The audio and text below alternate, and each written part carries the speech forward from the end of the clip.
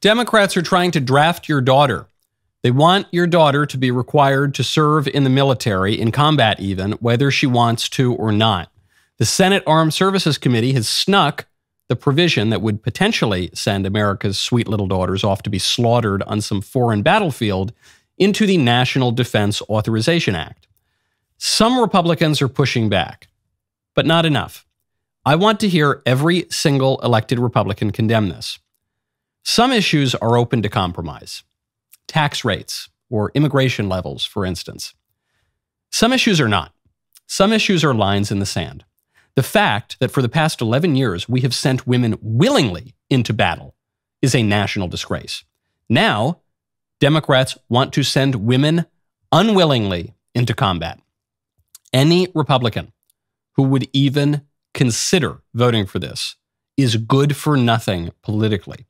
The same might be said of any nation that would needlessly send its daughters into gunfire. I'm Michael Knowles. This is The Michael Knowles Show.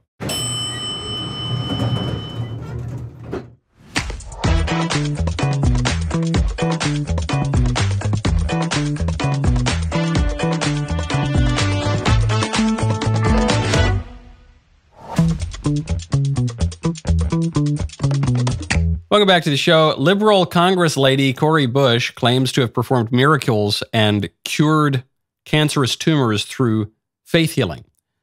We will examine those claims in just a moment. First, though, I know one way to heal the unpleasant sense and general miasma in your home, and that would be to get the delicious Sicilian summer candle, in addition to your pumpkin spice candle, in addition to your wise man candle, which is the new version of Smells and Bells, in addition to your Chem de la Chem candle, in addition to your Old Soul candle, in addition to your Mayflower candles. We have a ton of beautiful Mayflower candles in lovely jars of color. Go to thecandleclub.com today to see all the candles. You have to put the in there.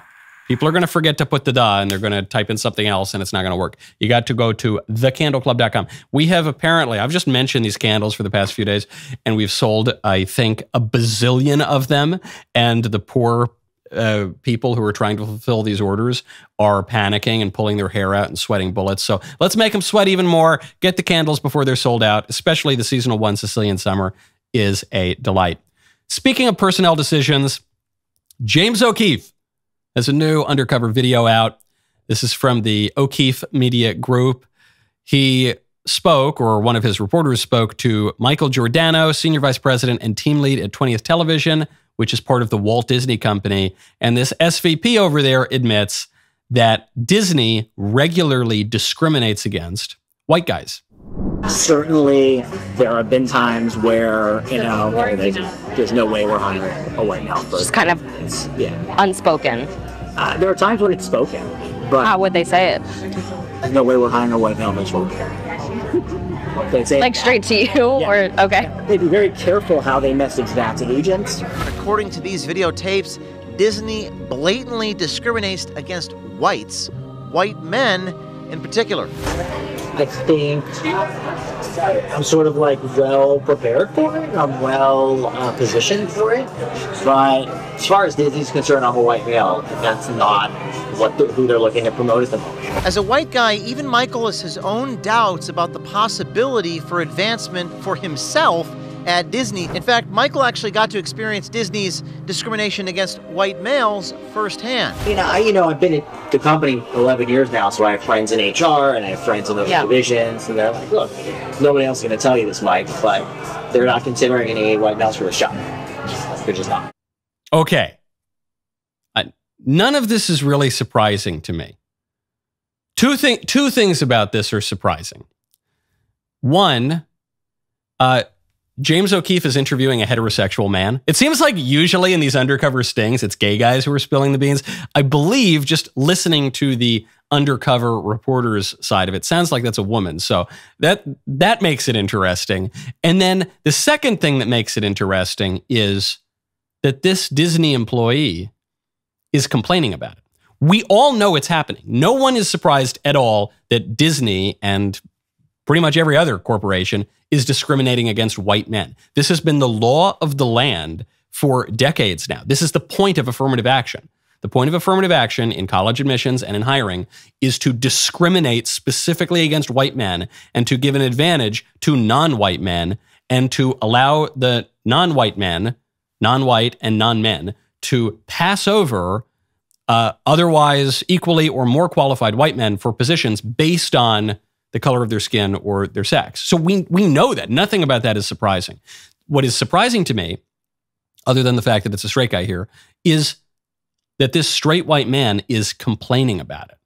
That a guy who would work for a super liberal company like Disney, this is not, I imagine, not some rock-ribbed right-winger, is coming out and saying, actually, this is wrong. Discriminating against white men is wrong. That could spark an important political awakening because Disney is taking this to the extreme. This guy goes on, I won't take you through the whole video. You can watch James O'Keefe's Undercover Sting. It's really good. Disney has gone so far that apparently when a half black guy went up for a promotion, he didn't get the promotion because he didn't look black enough. We wanted to hire somebody in the department a few years ago now who was half black, but didn't appear half black. And there was a creative executive who was like, we're not, that's not what's wrong. They wanted somebody in meetings who would appear a certain way, and he wasn't gonna bring that to the meeting. I mean, it kind of feels like at some point there's going to be a lawsuit. That's kind of how it feels, just because of, There should be. The guy is half black. And if you're half black, you're black. I thought Barack Obama's only half black, but he's the first black president. So surely a guy who's half black could be the next black illustrator at Disney or whatever the position was. But no, because he didn't look black enough. Pretty soon Disney is going to pull out, measuring tape to measure the side of the cranium, start doing phrenology examinations on these people. No, I'm sorry, that phenotype is a little too Caucasoid for our liking over here. No, sir, we got to measure the width of the nose, the height of the brow ridges. No, I'm so sorry, Mr. Applicant. I don't care if you went to Harvard. You're out of here. We need someone who's about 3 shades darker. It's like there's a meme from Family Guy where a cop holds up a swatch to determine how he's going to punish someone, and the swatch just shows different shades. And if you're white, you're not going to get punished, and the darker you get, the more likely you are to be punished. It's like that, except the opposite. That's how it goes for hiring. As is often the case with liberal comedy. It makes a point, but it gets it exactly wrong. That's how it goes with hiring. If this guy were darker, in his telling at least, he would have been promoted. And does anyone doubt that? Does anyone of any race, of any political persuasion really doubt that? No, we know that that's how these companies behave because, one, we see their DEI policies from within the company. And two, we know what affirmative action is, and that's the whole point of affirmative action. If DEI and affirmative action did not give an advantage to people who are otherwise less qualified than the white guy candidates, then you wouldn't need DEI and you wouldn't need affirmative action because they would just be promoted on merit itself. But they're not. So there's this new criterion introduced. And that's how it works, of course. Not surprising that it's happening. Surprising that this guy is starting to complain. If moderate liberal white guys or black guys or white women or Asian women or if people who are otherwise in the middle or on the left, and especially those who are in the group that's actually being wronged here, just came out and said, "No, we're not going to do this anymore." If just the white guys who are being told you're going to be disadvantaged in college admissions and hiring, if just those white guys came out and said, "Nah, no thanks, we want to be treated fairly," that would represent a fundamental shift in American politics. The reason that it hasn't happened already, the reason why the libs think they can get away with punishing white guys for being white guys, is because white people have virtually no racial identity, no racial consciousness. Pew Research did a survey on this some years ago. Every racial group has a greater than 50% racial consciousness other than white people, meaning greater than 50% of people, when asked, "Is your race somewhat or very important to you?" will say yes, except for white people. For Hispanics and Asians, it's north of 50%. For black people, it's north of 70%. For white people, it's 15%. So that's how they get away with it. You would never get away with it in this day and age against an Asian, Hispanic, or black person. It's only white people. So the only way that that's going to change is if the white guys like this Disney employee come out and say, hey, I'm a white guy and you're treating me unfairly because I'm a white guy and I'm not going to take it anymore. And I'm going to vote for candidates who aren't going to treat me unfairly because I'm a white guy. And I'm going to bring lawsuits against companies that treat me unfairly because I'm a white guy. And I'm going to favor a politics that says you need to treat me fairly. That's the only way it changes. But if that were to change, don't forget, white people are still the majority of Americans. Despite even all the mass migration, it's still true. That would represent a major political shift. Now, speaking of American freedom and our way of life, you ought to check out Freedom Project Academy. Go to freedomforschool.com. The garbage that the libs are pushing in public schools is absolutely horrifying. A huge percentage of today's teachers are graduating from woke universities where Marxist professors teach them that they must go forth and indoctrinate your kids. You need to get your kids out of government-controlled schools and into Freedom Project Academy. FPA has perfected online learning, offering live, on-demand, and homeschool courses for students K through 12. Freedom Project Academy was built on Christian values and the classical curriculum. Students read full books, write in cursive, and study the full scope of history. Right now, you can save 10% on tuition when you enroll at freedomforschool.com. That is freedomforschool.com. Check out their fully accredited courses and teachers, preview classes, and request a free information packet. Subscribe to their Rumble channel to stay informed on what's happening in America's schools. We as a nation cannot afford to hand over another generation to the libs. Take back your child's freedom at Freedom Project Academy. Enroll at freedomforschool.com. That is freedom, F-O-R, school.com. Speaking of white guys not getting jobs, RFK Jr. is not going to be at the CNN presidential debate happening, I think, next week. Why not? Because Kennedy didn't meet the criteria to appear. Unofficially, because he was never going to appear because the race is between Trump and Biden. So it was never going to happen. The rules were always going to be such that RFK Jr. wasn't going to make it. Trump doesn't seem to love RFK Jr., but Biden really seems to hate RFK Jr., and the Democrats really seem to hate RFK Jr. And the reason for that is RFK Jr. stands to pull significantly more votes from Joe Biden than he would from Donald Trump. RFK Jr. is a bigger threat to Joe Biden than he is to Donald Trump. And the liberals control the political establishment, and they just weren't going to let this guy appear. But the official reasons are he doesn't have 15% in 4 national polls that have been approved by CNN. He only earned that in 3 of the accepted polls. Now, who knows? Maybe he earns it in a poll that's not accepted by CNN. Doesn't matter. Just on that, he would not appear. And he's not on a sufficient number of state ballots to reach the 270 electoral vote threshold that would give him the White House. So he's not. It'd be nice if RFK Jr. could appear on those ballots, from my view, because I think he takes more votes from Biden, but he hasn't. So far, he's only got ballot access in 6 states, according to the New York Times. That means he could only possibly win 89 electoral college votes. Means he couldn't be president even if he won everything. Yeah, of course. The takeaway for Republicans here, though, is that the liberals really, really don't want RFK Jr. to be a figure in this race.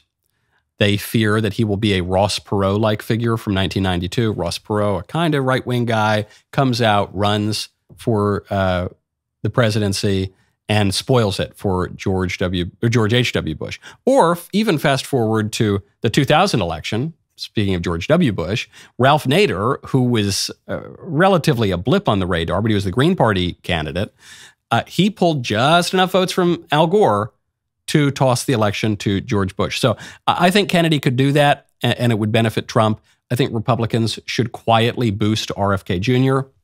I think at the very least, Republicans should decry the unfairness that RFK Jr. has not been given ballot access, especially because a lot of the ballot access is being gatekept by Democrat secretaries of state who recognize the threat that he poses to their party and to Joe Biden, and they don't want to let him on.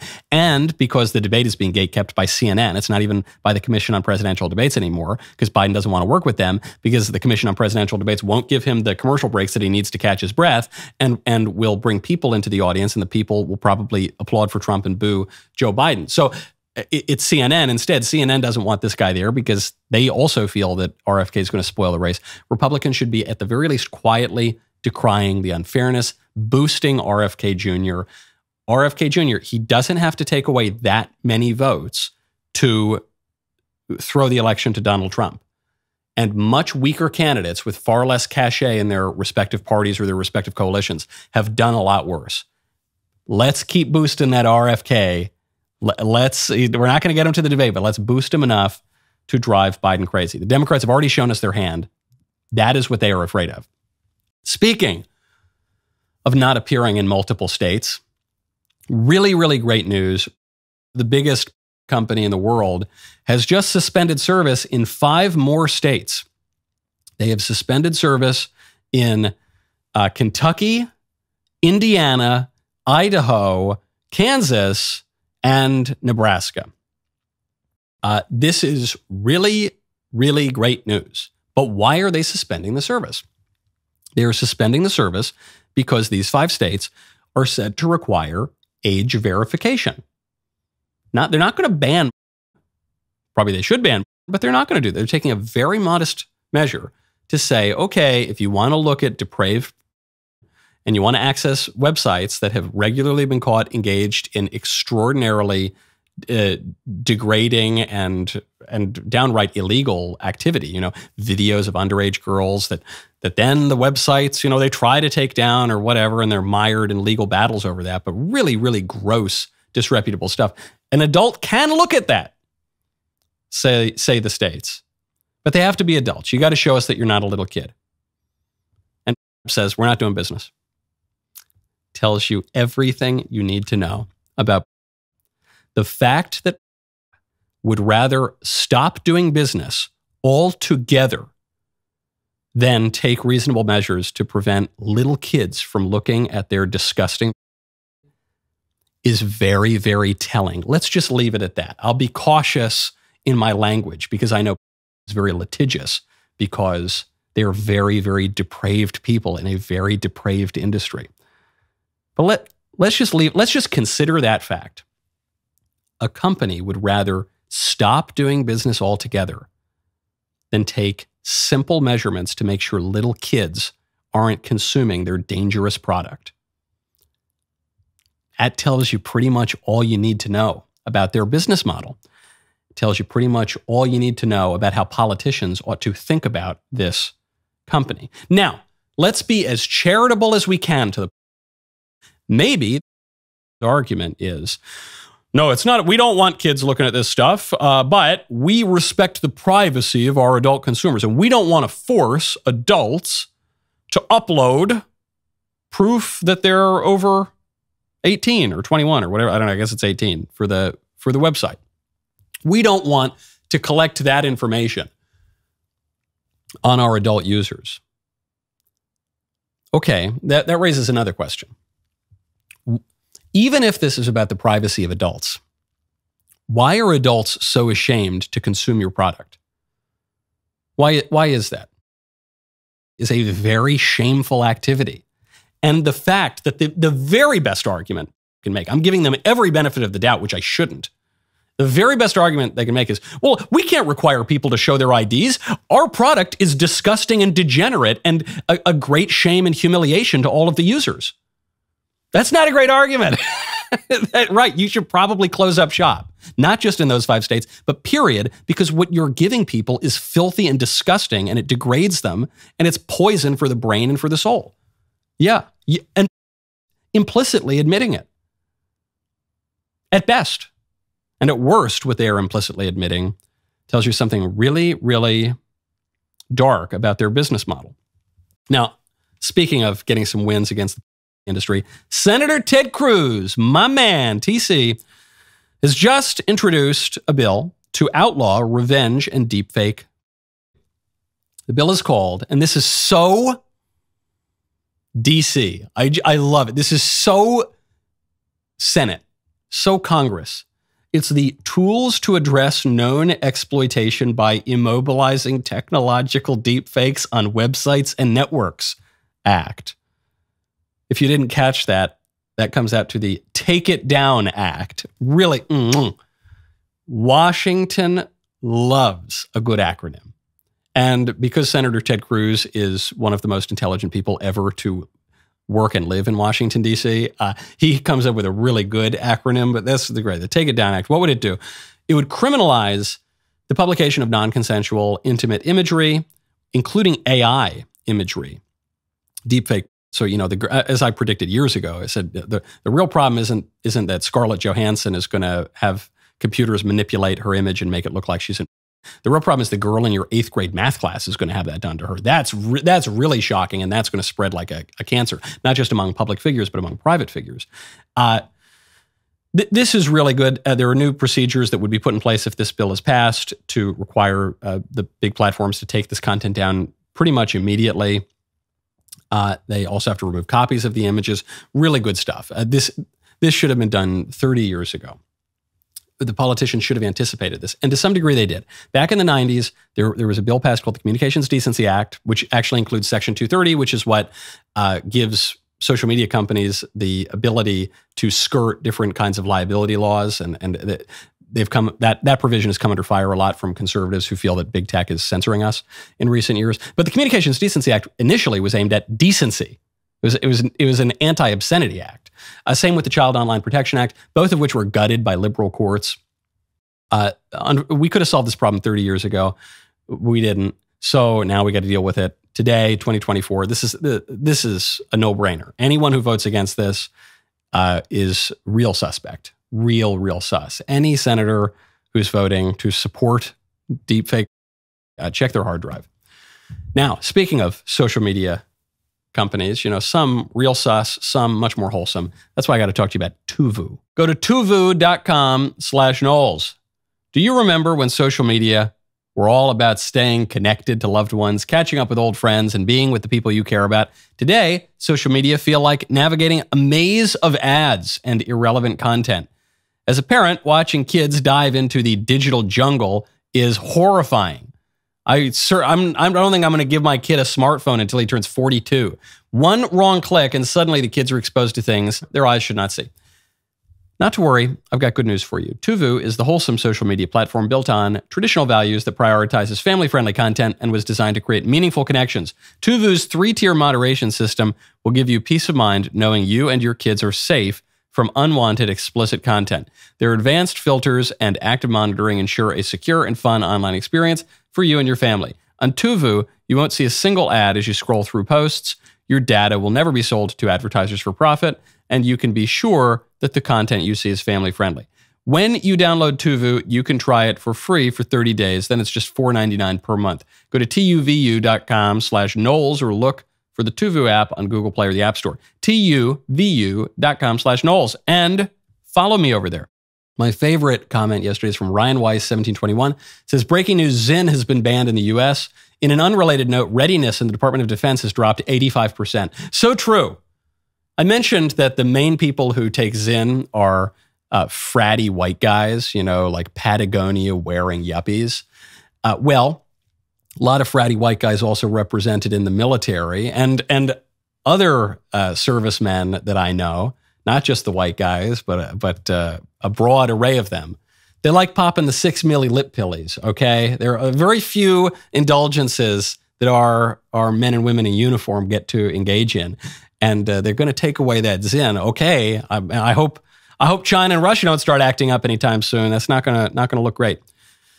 Speaking of men and women, NPR, National Public Radio, has a real dumb piece out on the future of marriage. But NPR is such a perfect representation of the liberal establishment that it's worth reading what they have to say because it shows you what our liberal technocratic overlords are thinking. And they ask a question: what will marriage look like in the future?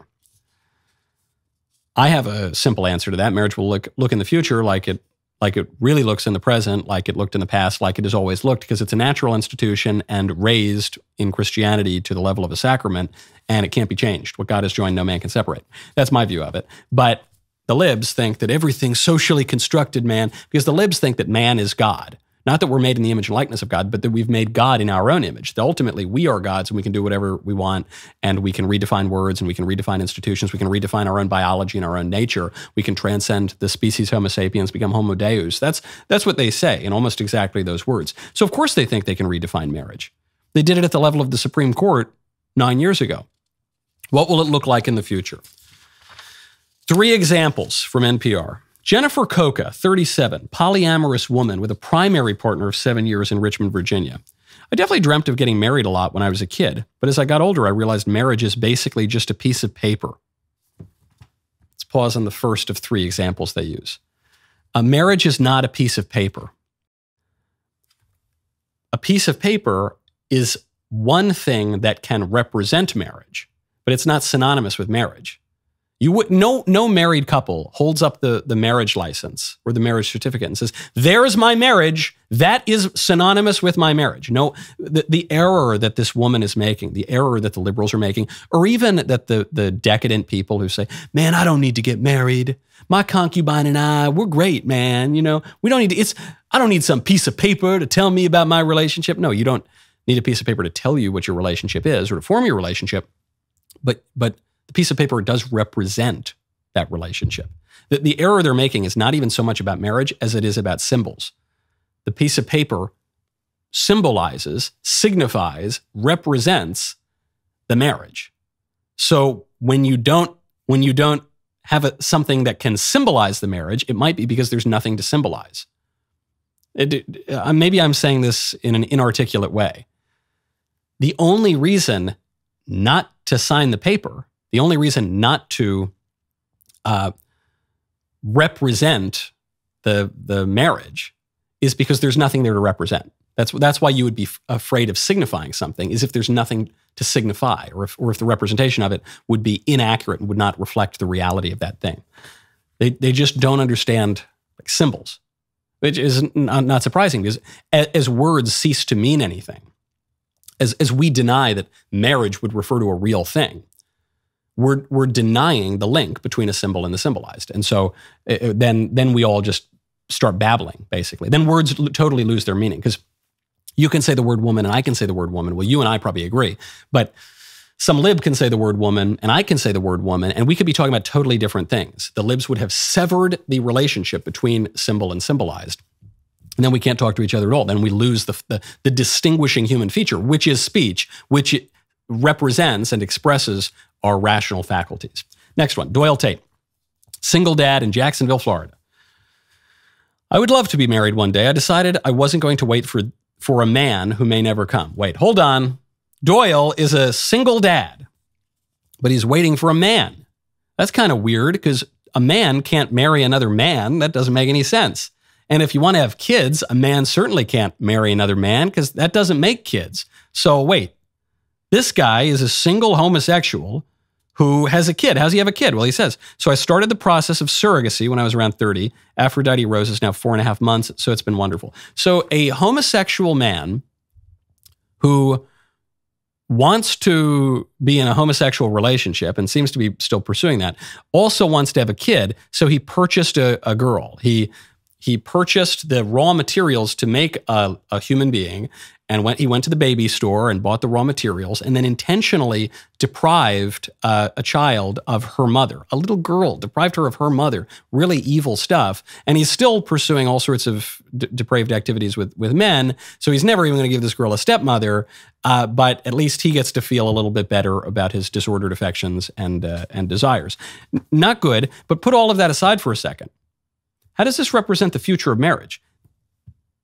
He's a single person. He's single. And he's not even looking for the kind of person who could create a marriage with him. But he doesn't even have a dude to have a fake marriage. He's just single. And so NPR is now saying, look, marriage can be a thing in which a couple explicitly says, we are not married, because they won't sign a marriage certificate. Or marriage can be a thing where it's just one person. And maybe you go buy a child, but there's no partner, there's no spouse. Marriage can be that. And what's the final thing marriage can be? This is Aravind Bodupalli, married man in Baltimore.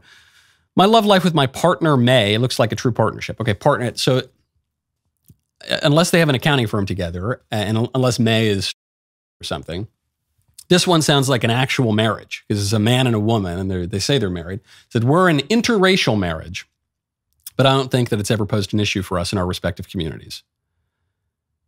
NPR asks, what do changing romantic norms mean for the future of marriage? Hold on. 3 examples they give. One of those things is not like the other. One, we're 2 people, I've got a concubine, we're not married. This is the future of marriage.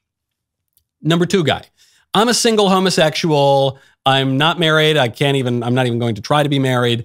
That's the new kind of marriage. Okay. Third one, we're an interracial couple and it's never been a problem at all and we are married. That's the future of marriage. Okay, that could be the future of marriage, but that's also the present of marriage and that's also the past of marriage. What the libs are trying to do is they're trying to blur the distinction between not marriage and marriage by comparing and concubinage with interracial marriage, which has always existed. Mass migration has not always existed. The intermingling of different peoples has at various times been more and less pronounced, so interracial marriage would be more or less likely. But it's existed forever, for all of human history. It in no way contradicts the definition of marriage. The first 2 fundamentally contradict the definition of marriage because the first one says outright, we are not married, and the second one only involves one adult who doesn't even like women. This is how they blur it. Well, it's kind of, when you really think about it, gay marriage or individual marriage, or I don't know, a ritual of a woman marrying herself, which is a real thing that's been happening in recent years, that's kind of like interracial marriage. No, it's not. It's categorically different. It is fundamentally different in kind, but they have to blur it because they know that their view of the future of marriage is crazy. And when social conservatives warned 10, 20, 30 years ago, what the libs were really after is not the expansion of marriage, but the abolition of marriage. This is what they were talking about, and they were 100% right. Speaking of weird hippie stuff, I have to get to this story before we get to the mailbag. Congresslady Cori Bush, she's one of the more eccentric of the new liberal members of Congress. She apparently claimed in her book that she came out with a couple years ago that she has performed a miracle. She healed a woman with tumors by laying hands on her and praying over her. And she recounted this story, as far as I can tell, in only one interview, and that was with Margaret Hoover on PBS. You're a pastor. Yes. You write about healing through faith. At one point, you came across a woman with, quote, several visible tumors on her torso. Tell me what happened. So at that time, I, along with a group of friends, we would go out on the street and just meet with people and pray with people and offer them food. And this lady came to us and she had these tumors. I mean, she wanted us to like feel them. And I just remember I put my hand on her and my hand just began to move. And the lumps that were there were no longer there. And she was so happy and she like went on about her day. And I never saw her again. So you think the tumors disappeared? I do.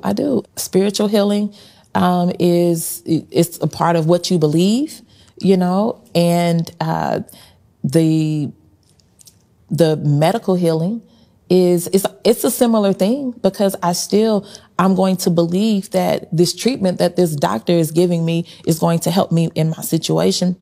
Okay, I'm a little skeptical of Cori Bush's powers. I'm a little skeptical because right off the top, Margaret Hoover says, you're a pastor. She goes, yes, I am.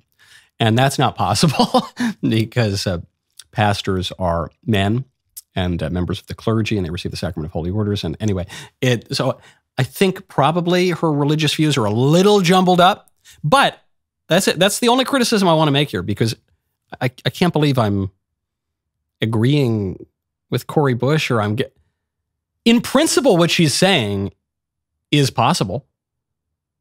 Yeah, God does perform miracles. And sometimes people are the occasions of those miracles. And they are always the observers and recipients of those miracles, at least as far as we know. So that can happen. And what's amazing is Cori Bush goes even further and she says, I'm not doubting medical science, like physical, empirical science. I'm just saying that there is a spiritual aspect to reality as well, on top of the physical. And she's right. Whether it's a little presumptuous of Cori Bush, one, to call herself a pastor, and two, to say she's performing these miracles. And so plenty of reason to be skeptical of her accounts. But the principle that she's articulating, it pains me somewhat to have to say this, but Cori Bush is actually expressing an insightful view here. You know, Cori Bush she's right. There is spiritual reality. God does perform miracles. People are the conduits and recipients of those miracles. And yeah, God in eternity does act through contingent historical time and space. And yeah, she's got a point. You know, Cori Bush has a point. That's it. That's probably the last time you're ever going to hear me say that. But Cori Bush has a point.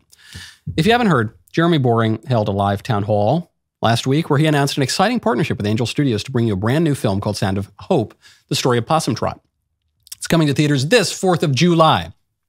You might know Angel Studios from their movie Sound of Freedom, which was a huge, huge hit last year. It shined a powerful light on the child sex trafficking crisis. Now Angel Studios is back, continuing their fight for kids. DailyWire is joining with them. Sound of Hope is the true story of 22 families from a rural church who adopted 77 kids from the foster system, sparking a movement to save vulnerable children everywhere. We have a trailer for you so you can get a feel for what this movie is all about. Take a look. Are you sure these people want us? I know they do. You can call me Mama. It's hard to feel like I'm the only one who sees these things. 70% of the kids in the system are there because of neglect. The other 30% are put through hell. We need your help. Can you imagine our kids on their own? We can't just look away. The state ain't no family. Are you sure these people want us? I know they do. You can call me Mama. Oh, Lord.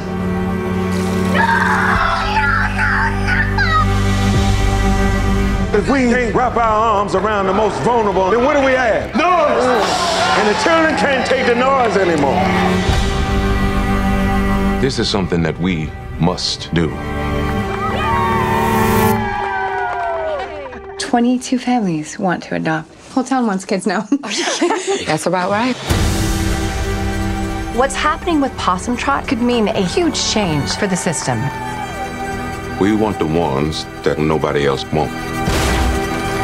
Who hurt you, baby? I'm not giving up on you. You can't give up on me either. What we gonna do?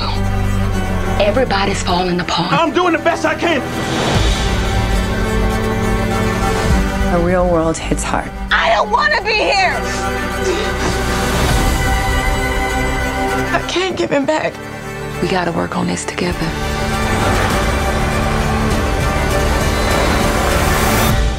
We your people now. And love never gives up.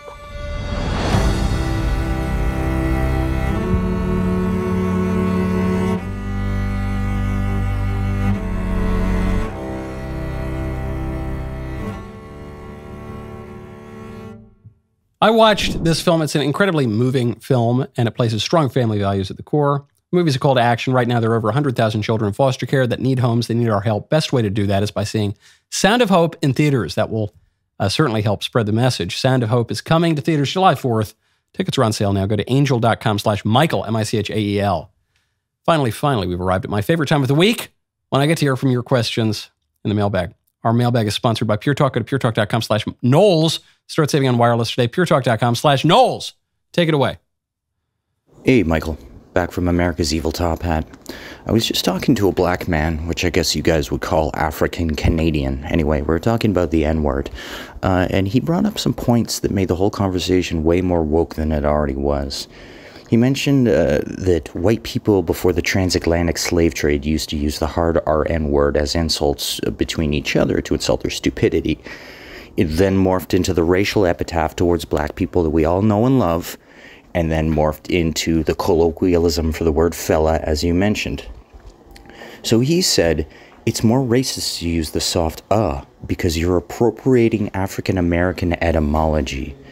So I guess my question is, what's worse, to be inherently racist or to be perceived as racist? Anyway, love the show. God bless. Yeah, I think your friend is just mistaken about his etymology. The etymology of the N-word is a little bit blurry. Sometimes people think it relates to the word niggardly, like cheap, but there's not a ton of evidence of that. The earliest appearance of something like the N-word appears before the transatlantic slave trade, and it just is referred to black people, like Negro or Niger, or so, it refers to blackness. So that's it. I have no idea what your friend is talking about, that it was used as an insult to mean stupid among white people. I've never seen that anywhere or heard of that, and I think it's pretty clearly mistaken. So I think your buddy's got to stop appropriating actual etymology for his own purposes and transforming it. And no, I think... Furthermore, it obviously can be an ugly word and it can be used in an ugly way. But the fact that that is the word that we treat with the same taboo that the ancient Israelites treated the tetragrammaton tells you a lot about the distorted priorities of modern liberal culture. Next question. Hey, Smoke Daddy Mike. First time mailbagger.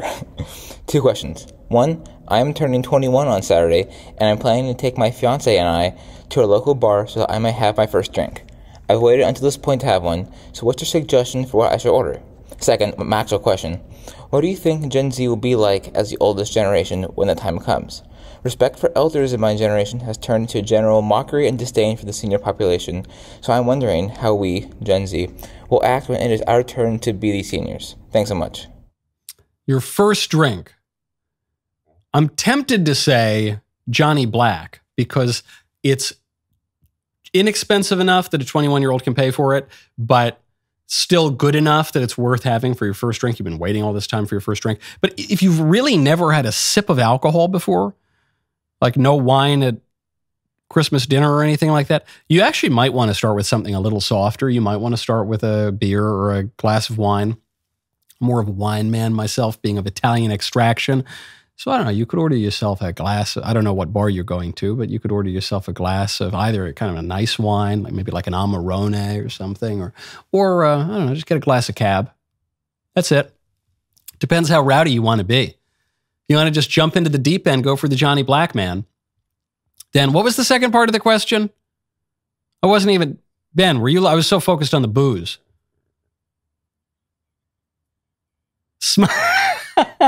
All right, well, unfortunately, you're not getting an answer to the second part of your question. If I remember it or any of the producers remember it, I'll try to come back to it. Next question. Hey, Michael. Last week on your show, you talked about the gayification of Star Wars. And this really got me thinking about the conservative mindset when it comes to entertainment more broadly. Conservatives throughout my lifetime have taken either one or two stances on entertainment more broadly.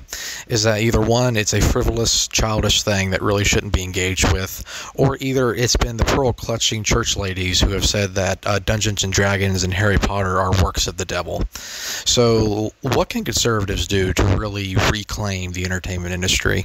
Would love your thoughts on this. Keep up the great work. I love the show. My friend Spencer Clavin had great thoughts on this the other day. He and I were talking about it, and he published a column about it at the American Mind, which is the way for conservatives to reclaim the entertainment industry or the popular culture is for conservatives to cultivate taste. The problem is not even that conservatives don't know how to do the nuts and bolts of making novels and comic books and movies and stuff. They could use a little work in that area, but that's not even so much the problem. The problem is conservatives don't appreciate that stuff. Conservatives have lost a sense of taste. So you can't, I don't mean to blame the audience here, or the lack thereof for an audience for conservative fiction content, but it just doesn't seem to be there. It seems to be the sort of thing that conservatives say they want. We want conservative movies, and we want conservative TV shows, and we want conservative comic books, and we want conservative Comic Con, and we want whatever. But I don't really see a lot of evidence that that's true. It's the sort of thing I think they want, but I don't know that they really want it. Some people do. Obviously, look, we've come out with some of this content, and people watch it, and so, some of it, they've been pretty big hits. But I think we're just talking about an order of scale here. When you think about the audience that the liberal media reach, the liberal entertainment media reach, it's just orders of magnitude larger than the audience that even the very best conservative entertainment company is reaching. And that's a problem with taste. And it's because conservatives say stuff like, you shouldn't study humanities in school. You should study something that's going to make you money, like engineering or welding or something. Yeah, engineering and welding are great, but you should also read Virgil and Plato, and you should also read the Russian novelists, and you should also read poetry every now and again. Could you imagine? And you should also go look at paintings and know something, even anything about painting and art. And you have to cultivate these desires. Listen to music that is beautiful and ornate and challenging, and you got to do that stuff too. And even if you think it's a little frou-frou or whatever, the reason you have to do that too is because otherwise you will cede the popular culture to the libs, and then, in as much as we can say politics is downstream of culture, the libs are going to dominate politics. That's why, to use Spencer's headline, it's a matter of taste. Next question. Hey, Michael, my name is Kian. I recently joined the Navy, and I'm leaving for basic training here in the coming days. I'm a little nervous, but ready to go. And I would like to ask for any kind of advice you could give me, whether it be just life in general or religion or really anything. Any advice you give me is greatly appreciated. And if it helps, I'm a Lutheran Church, Missouri Synod Lutheran, if that helps with the religious advice. Thank you. Love your show. Have a good day. Cool, man. Hey, that's great. Here's my first advice. Go buy a banjo. My grandfather was a Navy captain. I got a fair bit of Navy throughout my family. My grandfather, obviously a career man, was the commanding officer on a number of ships, also of a base in Vietnam, Na Bay. And so, he was deployed for long periods of time. And one time he bought a banjo, and he would just play the banjo on the ship. And I have that banjo now, and I play it for my kids, and it's a great little family heirloom. And it was a great, edifying, kind of wholesome recreation to have when he was lonely out there at sea. So buy a banjo or something like a banjo. Then, after that, you mentioned religion a couple of times there at least. Say your morning prayers. Say your prayers in the morning. It's going to set your day up a lot better. So I like the rosary. I don't know exactly how Lutherans or your particular flavor of Lutheran feels about the rosary, but I really like the rosary. It's my favorite daily prayer. So I sometimes would wait till nighttime to pray it. And I realized I went my whole day. I didn't have, the rosary in my mind. And then I'd also get too tired, and I'd often fail to finish it. So say your prayers in the morning, whatever those prayers may be. Say them in the morning. And, recognize that you're in a great position, because even with all the craziness going on in the Department of Defense, the Pentagon, the top brass, General Milley with his purple hair screaming about white rage or whatever. Even with all of that, you are doing something that is noble, that is missional, that is really sturdy, serving your country to protect the homeland and your friends and family and fellow Americans. That's a good thing. And so that missional aspect should really drive you. And so then the only other thing I'd say is fair wind and following seas, man. Good stuff. Thanks for your service. It is Fake Headline Friday. The rest of the show is continuing right now. You don't want to miss it. Become a member. Use code Knowles, KNOWLES, at checkout for 2 months free on all annual plans. Help me figure out the fake headline. I'll see you in the membrum segmentum.